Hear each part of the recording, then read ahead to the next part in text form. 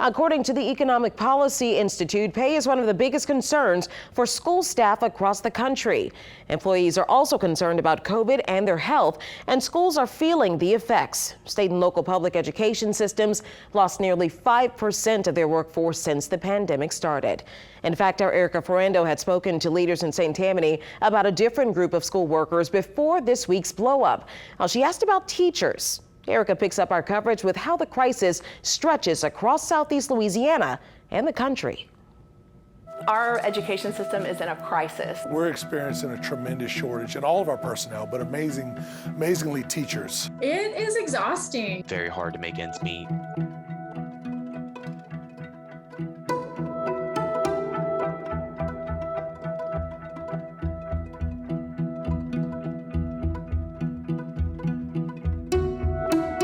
Fifth grade teacher Celeste Moeller comes from a business background, but 15 years ago, she decided to follow her dream. I always felt like a calling to teach and help others and lead. And when she started teaching in St. Tammany Parish, she had what many considered a plum job, teaching in one of the state's most successful districts. When I came in 2002 to transfer fair, I was coming from out of state, it was like 300 people for 10 jobs. Times have changed. That is not the case anymore. We have 92 teacher vacancies. We haven't even gotten to the retirees. The retirees, we won't know those until May. These are current positions. We're seeing numbers that we've never seen before. Frank Jabia is the St. Tammany Parish School Superintendent. There's a lot of employees that, if given the opportunity to retire, if they're of age or of years, they're taking advantage of that right now because there's a lot of pressure. There's a whole lot of pressure on teachers right now. The pandemic led to more unexpected teacher absences. They're having to sometimes split classes. We've come up with a way to reimburse our teachers if they're willing to give up their planning time. All hands on deck. And people don't have the time, the breaks, the restful periods to really recover. Rebecca Cavalier is a 10th grade English teacher in New Orleans. I lost 3 colleagues this month, and one of the top reasons has been mental health. I feel that we've been in survival mode. We have the teacher plate and it keeps getting piled on. Former high school teacher and current president of the St. Tammany Federation of Teachers, Brant Osborne, says one ongoing issue is too much government interference. There are so many problems with education.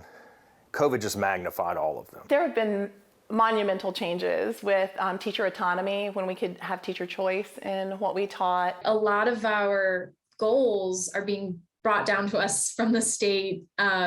We have to reach certain benchmarks, even when those benchmarks make no sense for the students that are right in front of us. They need to stop treating it like a business model. This is not a business model.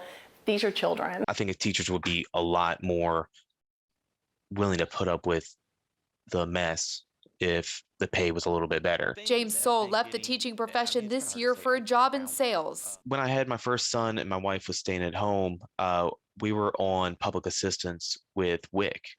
And my first thought was, as a state employee, I should never be on public assistance. The Louisiana Department of Education shows the 2019-2020 average teacher salary in Louisiana was just under $52,000, and 2020 records from the Southern Regional Education Board show the average salary in the region was over $53,000 and $62,000 nationally. I used to teach in New York and definitely took a big salary cut when I came to teach here.